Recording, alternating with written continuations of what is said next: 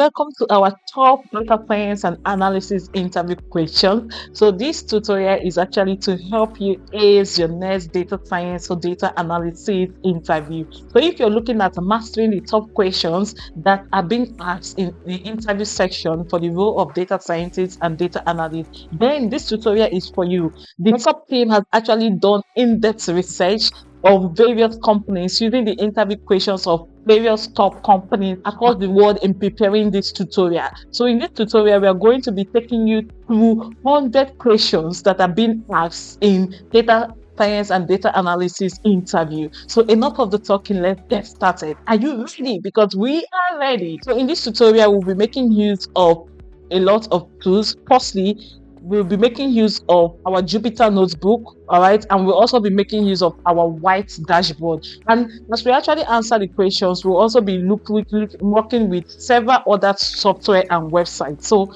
let's just get started. Introduction: how to use this GUI. Now, the number one thing you need to know is that each segment of this tutorial focuses on a specific skill area. We actually divided these interview questions into 7 different phases. Okay, so the number one phase, we are going to be looking at data thinking and problem solving. Each phase contains 10 different questions and their answers. The second phase is fundamentals of data science and analysis. The third phase is statistics and probability for data analysis. The third stage is data visualization and reporting. The fourth stage is database and data warehousing. Fifth stage is advanced data concepts and challenging questions, while the seventh stage is business scenario and data interpretation. This question would be thoroughly explained with examples where necessary. So we are not just going to be giving you the answers to these questions. We will also be explaining every question, and we are also going to be explaining the answers to every question. I will be giving examples where necessary. So you need to understand that the questions for this interview range from basic to advanced level. So if you're actually very fascinated and you're very interested about testing your data science and data analysis skill and prepare yourself to ace your next data science or data analysis interview, then this tutorial is just what you need to get started. Because this tutorial is going to be testing your basic knowledge of data science and data analysis, and it's also going to be testing your advanced knowledge of data science and data analysis. Now, in this tutorial, you're going to be learning new concepts and how to calculate various metrics, okay? So we'll be talking about a lot of things, from churn rates to CLV to CL to CT. So there are a lot of things you're going to be learning in this tutorial. So if you're excited about this tutorial, if you're excited about this interview question, I will suggest that you get a book and a pen if you haven't already to get started. This is the data thinking and problem solving phase. Now the first question we have here is, how do you approach solving a complex data analysis problem? Now the first thing is, one thing you need to understand is this question is trying to tell you that if you're given a data set and they're asking you to perform a thorough analysis on the data set you have been given, how are you going to approach this? Now, the first thing you need to understand that there is no way you can actually perform a thorough data analysis on a data set without first understanding the data set. Firstly, the most important thing you should do is you need to ask appropriate questions. For example, if your manager you're working with gave you a data set to actually work on, the first thing you need to inquire is, what is the reason for the analysis? Because this will actually help you narrow down your analysis and know what to look at. So you need to inquire, what is the reason for this analysis? What is the company trying to achieve using this analysis? What problem are they trying to look at, and what are they actually trying to find using this analysis? Now, asking this question, which is the right question, will actually help you to know which KPIs you're going to be calculating and visualizing during your analysis. So the first thing you should do is ask the necessary question. You should ask why the reason for the analysis and what KPIs the company is actually looking at, and also the business goal that they are trying to achieve. Now, after you have actually asked this question, the next thing you should go ahead to do is studying your data set.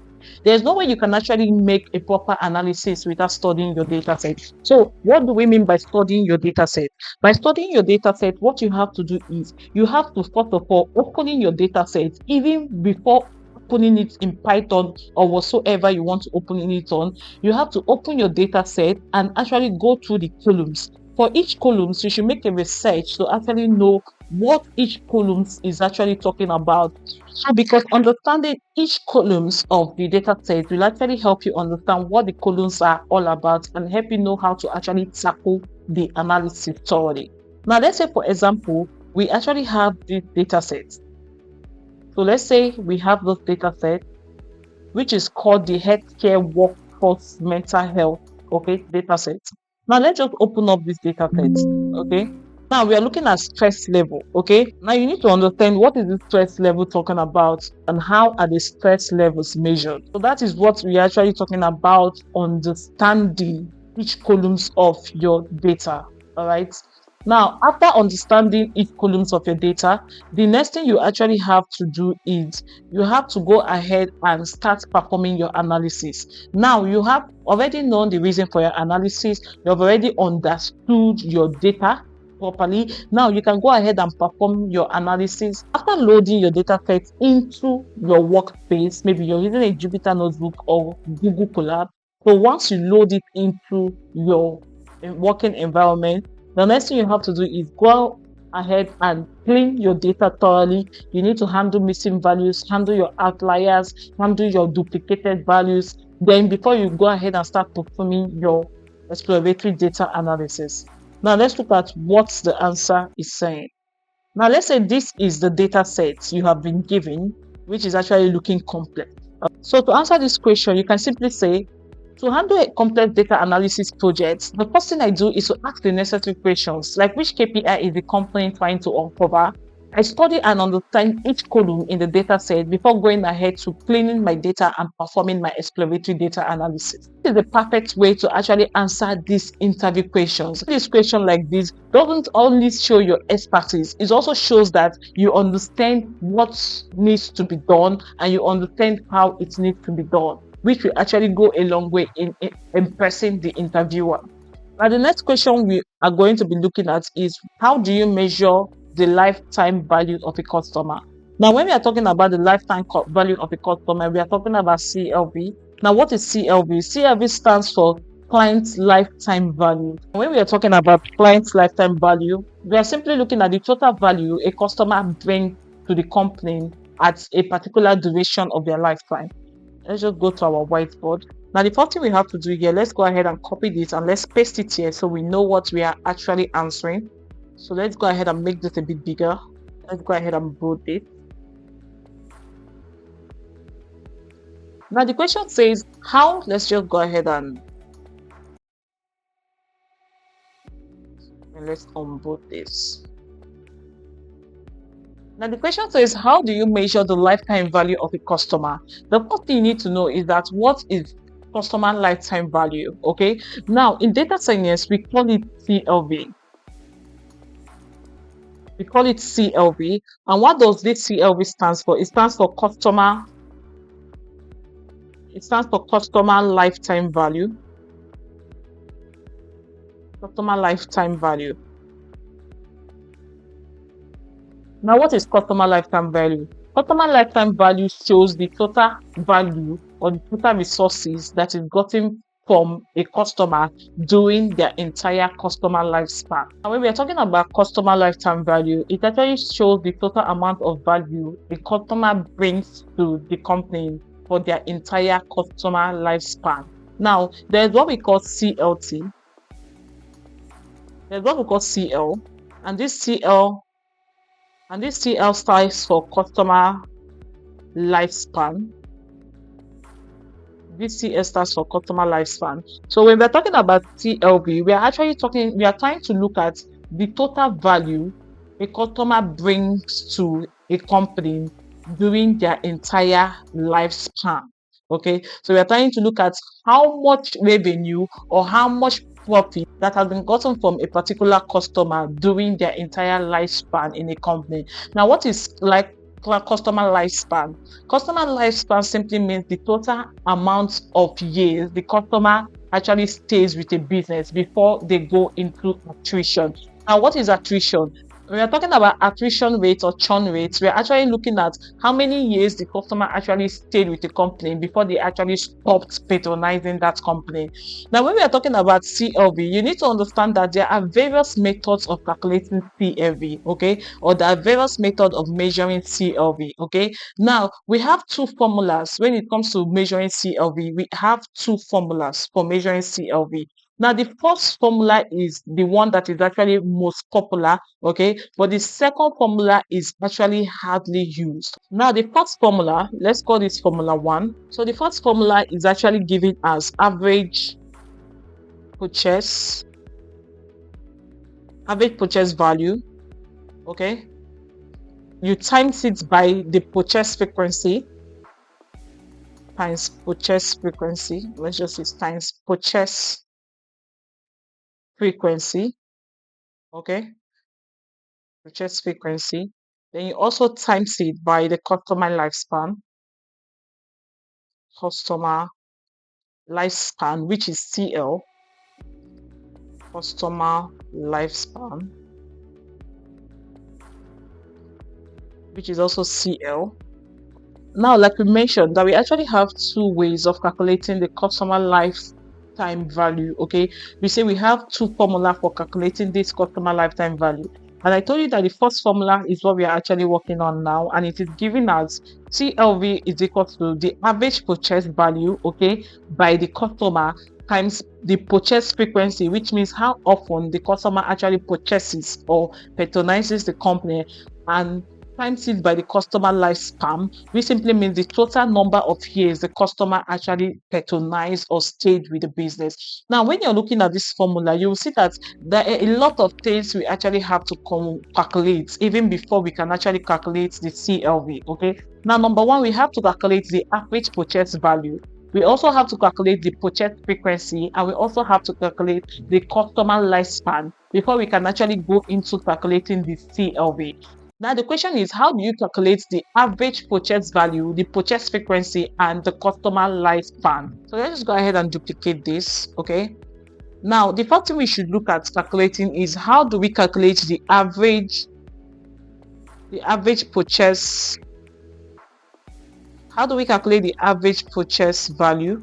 Okay. Then we also have to look at how do we calculate the purchase frequency. Then we also have to look at how do we calculate the customer lifespan, which is the CL. Now, before we can actually go ahead to calculate the customer lifespan value, we also have to calculate the customer lifespan. We also have to calculate the customer average purchase value, and we also have to calculate the customer purchase frequency. So now, the first thing you need to know is that for you to calculate the customer average purchase value, we make use of the formula TRO divided by the total number of purchases, okay. Now, when we're talking about TRO, we mean total revenue, okay. Now, to calculate the average purchase value, okay, the formula is given as total revenue divided by the total number of purchases, okay. Total revenue divided by the total number of purchases. Now, for example, let's say we have a company. Let's call this company Biggs and C. Okay.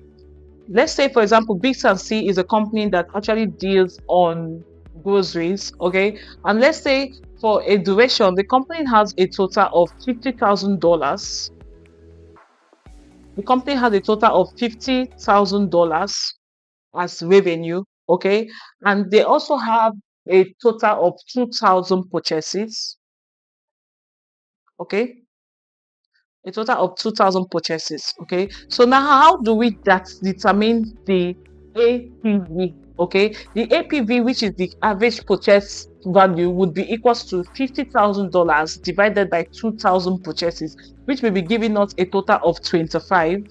Now, this simply means that a customer spends a total of $25 per purchase, okay, on an average. So this is what this is actually telling us. Now, the next thing we have to look at is actually how we can actually calculate the purchase frequency.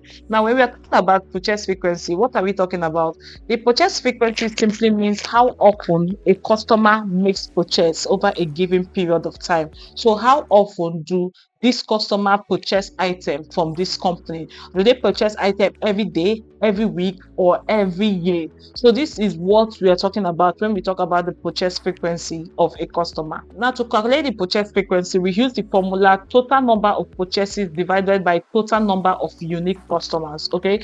Now the formula is giving us total number of purchases divided by total number of unique customers. Now, in this situation, we can actually use the customer ID. Like when you're working on an analysis, you can actually go ahead to use the customer ID for this, all right, of unique customers. Okay. Now, let's give an example. Let's say the same company, B and C, actually has a total number of purchases of 2,000. Okay. And they actually have a total customer of, let's say, 500. Okay. Now, to calculate this purchase frequency, we'll have to be dividing the total number of purchases by the total number of unique customers. Now when we go ahead and do this, we will have a total of 4. Okay. Now this simply means that a customer makes 4 purchases within a given period of time. It could actually be within a week, within a month, or within a year, that a customer is making a minimum of 4 purchases within a given period of time. Now, the next thing we'll be looking at is the customer lifespan. Okay. Now, when we are talking about the customer lifespan, we are actually trying to see how many years a customer actually stays with a company before they churn. Okay. That is what we are looking at. How many years a customer stays with a company before they churn or go into attrition. And the formula we use in calculating the customer lifespan is 1 over churn rate. Churn rate. Okay. Now let's say, for example, we actually have a customer. Okay, we have a churn rate of 20%. Let's say we have a churn rate of 20%, for example. Churn rate.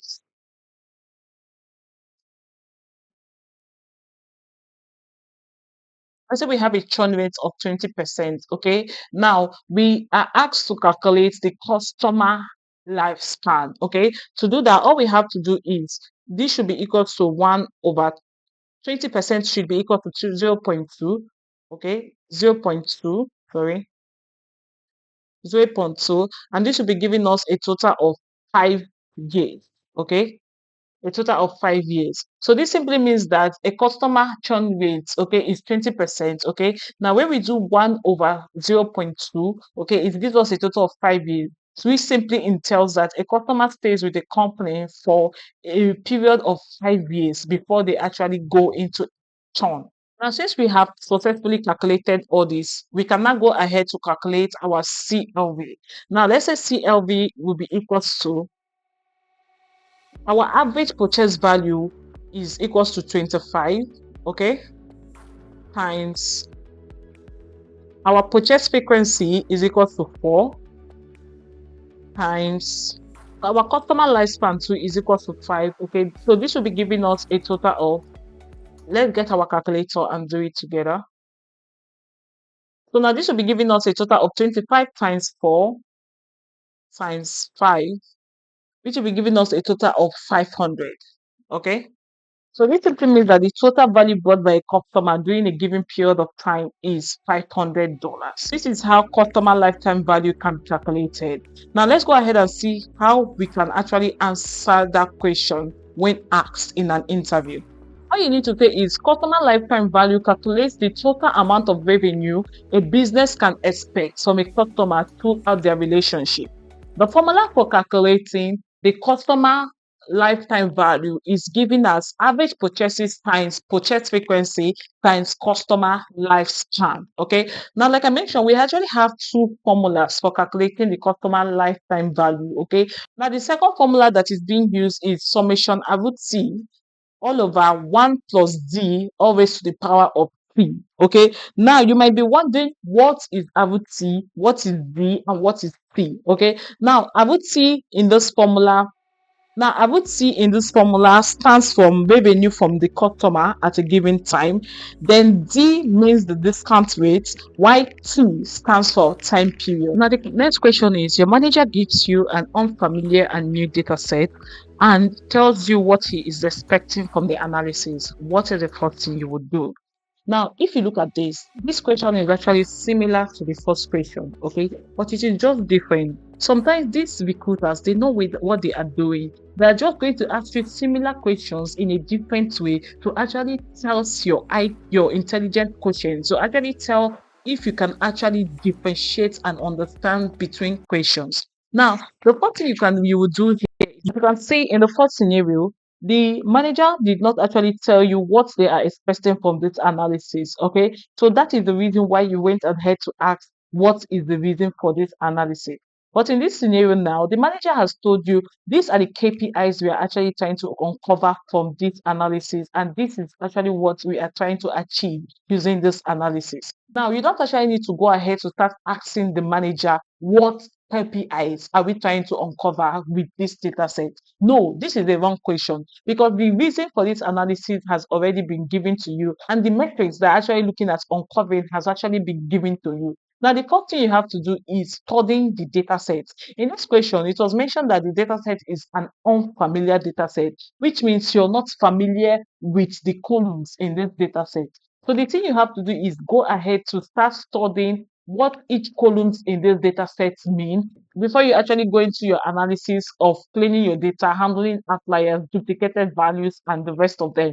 The first thing you have to do is, first of all, you need to study the data set, understand the data set, understand each columns in the data set, and what each columns in the data set are actually trying to say. Now, let's go ahead and see how you can actually answer this question. Now, you say, before I start my analysis, I will open the data set and go through it to understand the data. I will browse through each columns in the data set to get an understanding of what they mean before I go into performing my analysis. Now, to answer this question, we can say, firstly, I will open the data set and go through it to understand the data. I browse each columns in the data set to get an understanding of what they mean before I start my analysis. Now, this is a perfect way of answering this question. Why? Because firstly, the question mentioned that the data set is an unfamiliar data set. So then the interviewer that you will go ahead to actually study the data set to understand what each column means. It shows the recruiter that you know what you're doing, and you know that for you to perform a good analysis, you need to understand your data set. Now, mentioning that after understanding your data set, then you will go ahead to perform your analysis. It simply means that you have expertise in the field of analysis and you actually know what you are doing. How do you handle missing values in your data and why? Now, this is a very technical question. And when answering it, you actually have to be calm and actually pay attention properly. Now, if you look at this table is actually showing a table with missing values. Okay, as you can see, the red highlighted columns, it shows that there are missing values in some rows. Okay, now the interviewer is asking you, how do you handle missing values in your data and why? Now, there are several ways of handling missing value in your data. Now, the first way you can actually handle missing values is by dumping them.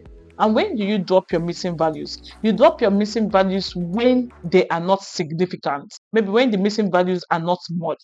Maybe when you have a missing value of, let's say, 5, 2, 3, or 10, you can actually decide to drop the missing values because they are not much. Now, in a situation whereby your missing values are much, you can decide to handle your missing values by filling the missing values with the mean, the mode, or the median. Or you can also handle your missing values using your backfill or forward fill. Let's go ahead and see the answer. Say, missing values can be handled with different methods depending on the size. If the size of the null values are not significant, I can drop them. Otherwise, I can handle them using backfill, forward fill, or fill with mode or main. Okay, so these are the various ways we can actually handle our missing values. What skill performance indicators should a financial company track? Let's say, for example, you have an interview for the role of a data analyst in a financial company, and the interviewer is asking, what key metrics do you think our company as a financial company should track? Now, okay, what you need to understand is that the metrics that a financial company can track are actually a lot. Okay, but for this question, you can just go ahead and mention maybe 2 or 3 of the metrics you believe that a financial company should actually track. Okay, now when we are talking about financial metrics a company can track, we have various types of financial metrics a company can track. For example, we have the revenue growth rate, okay, that which tells the company the rate at which their revenue is growing over a given period of time. A financial company can also track their net profit margin. They can also track the return on assets. They can also track their operating expenses ratio. Okay, so there are a lot of their current ratio. There are a lot of metrics a financial company can actually track. Now let's go to the answer. Now you can actually start by saying that we have a lot of metrics that a financial company can actually track. For example, they can actually track their revenue growth rate, which is calculated as the current revenue minus the previous revenue, or divided by the previous revenue times 100. Okay, or they can also track their net profit margin. Okay, and the net profit margin is calculated as net profit divided by total revenue times 100. Or they can also track their return on assets. Okay, the return on assets, which is actually calculated as net income divided by total assets times 100. Their operating expenses, their current ratio. There are a lot of metrics a financial company can actually track. Is what steps would you take to increase data quality? Okay, now when we are talking about the data quality, what do we mean? Data quality simply means how reliable is the data. Okay, so how reliable is the data? Are your data devoid of outliers? Is your data clean enough for performing analysis? Is your data devoid of duplicated values, outliers, missing values? Okay, so this is what we talk about, how reliable the data is. Okay, how valid the data is. This is actually what data quality entails. Okay, so there are various ways of ensuring data quality. The number one way of ensuring data quality is ensuring that there is a standard entry for this data, okay, and ensuring that only authorized personnel, okay, can actually input data, okay, or have access to the data sets. Okay, so there are various ways of actually ensuring data quality. Okay, now let's go ahead and look at the answer. So for the answer, you can actually say there are several ways of ensuring or increasing data quality. For example, like setting a standard for data entry, ensuring that each data has the same format. We can also increase data quality by defining rules for data management rule, ensuring that only authorized people can input data. You can also improve data quality by thorough data cleaning, which involves handling your missing values, your outliers, and duplicated values. So this is actually how you can actually answer this question during an interview. It says, what is data storytelling? Is it an important aspect of data analysis? If yes, why? If no, explain. Now, when we are talking about data storytelling, we are simply talking about how you actually communicate the insights you derive from your data to the stakeholders, whether they are technical or non-technical stakeholders. Okay, so now there are various ways which we can actually tell stories using the data. We can actually tell stories using the data by using visuals. Okay, maybe our graphs, our bar charts, and the rest of them. This is actually how we can actually tell stories using visuals. Okay, we can also tell stories using illustration. Okay, like when you look at this illustration here, this illustration is telling a story. Okay, so this is actually how we can actually use illustration, graphs, okay, or written notes to actually tell a story about our data. When you're telling story, you're trying to communicate insights. You're trying to help people understand the analysis you made and the insights you have derived from your analysis. Now let's look at the answer. Now you can simply say data storytelling is communicating data insights to non-technical teams using simple terms and illustrations. It helps audiences understand complex information and help them make informed decisions. Now, when you're looking at this bar chart here, this bar chart is actually from the analysis, the retail sales analysis we performed. Okay, you can actually find the tutorial on our YouTube channel. Now, when you look at this bar chart here, this bar chart is actually showing the distribution of ship modes. Okay, as you can see from this bar chart, you can actually see that there are 4 different types of ship mode. They have the second class, they have the standard class, they have the first class, and the same-day class.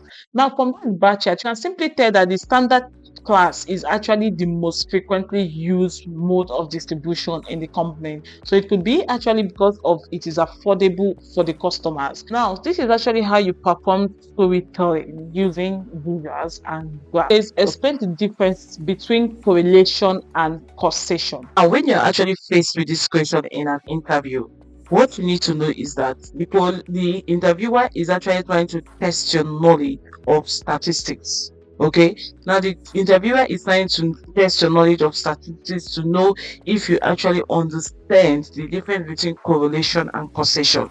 Now, this is actually a very popular term in statistics. Okay, now when you're talking about correlation, we are actually talking about the relationship that exists between two or more variables or two or more events. Okay, now when we are talking about causation, we are actually talking about causal relationship, which simply means that one event directly causes the other to occur.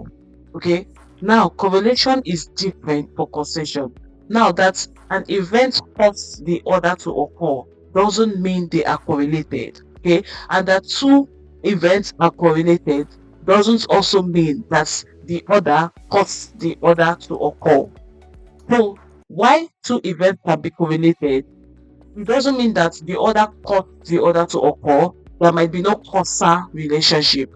But in causation, it simply means that one event directly caused the other events to occur, which means that there is a causal relationship between the two of the events.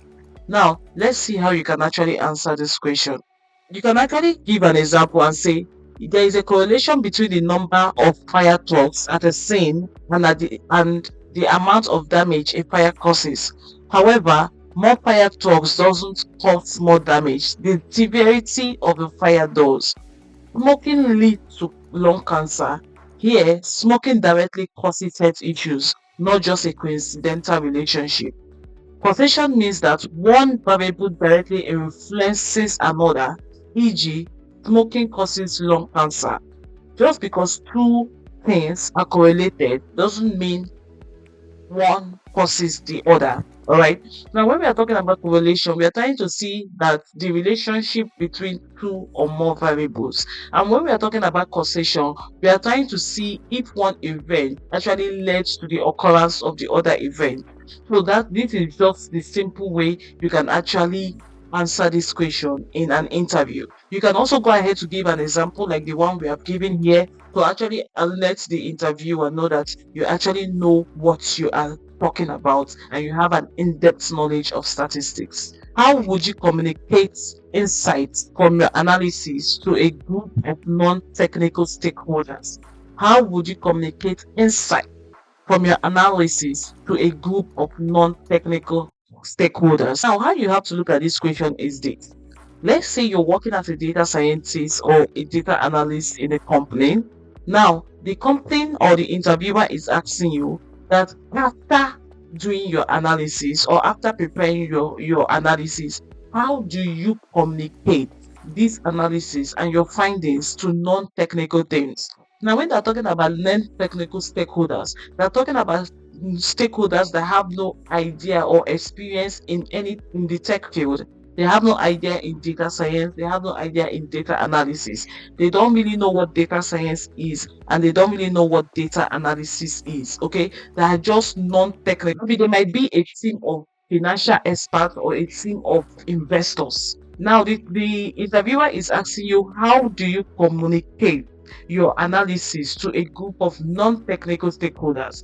Now, the first thing you need to know is that when communicating your analysis to a group of non-technical stakeholders, you need to use simple terms. Okay, when you're communicating this insight, you don't have to go there and using data science or data analysis terms on them. You have to break down the language you actually use to make it non-technical as possible. Okay, secondly, you can actually communicate your insight to non-technical stakeholders using dashboards. Okay, dashboards is actually the best way to communicate your insights to non-technical stakeholders using dashboard that clearly shows KPIs and other metrics you want to show. Okay, when you use graphs, simple graphs like bar charts and histogram to actually communicate insight, it actually makes it easier for non-technical stakeholders to actually understand it better. Now, let's see how you can actually answer this question in an interview hall.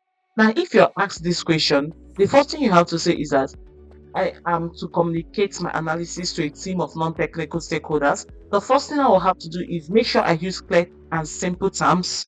Secondly, I will tell a story with the data by focusing on key findings. Now, every analysis has a reason why the analysis is performed. Now, you need to know the reason for the analysis, and this will help you tell the key findings, okay, in your analysis. Now, additionally, I will use simple visuals like this particular visual here. This is actually the Power BI project, dashboard project we actually built. You can actually find the link to this tutorial on our YouTube channel. So you can see that I will use simple visuals like build dashboards using Power BI, Tableau, or Google or Looker Studio. So when you use this dashboard, you can actually communicate key insights. As you can see, these are the key metrics we are actually trying to communicate. And as you can see, these visuals are easy to understand using bar charts, tables, and fact column bar chart. So using visuals to communicate insight actually make it easy for non-technical stakeholders to actually read the visuals and understand the reason behind the analysis and the findings of the analysis. Focus on business impact. The reason for any analysis is to solve business problem. Now, when you're actually making an analysis, you should have a goal for every analysis. The goal should be, which business problem am I trying to solve using this analysis? What is the impact of this analysis on the business? Now, this is the main thing that should be guiding your analysis. An analysis is entirely useless when it doesn't impact the business positively. So, for you to actually make accurate analysis, you must have a goal, and the goal should be built on the business impacts, the analysis we have. Now, the next thing is make it engaging.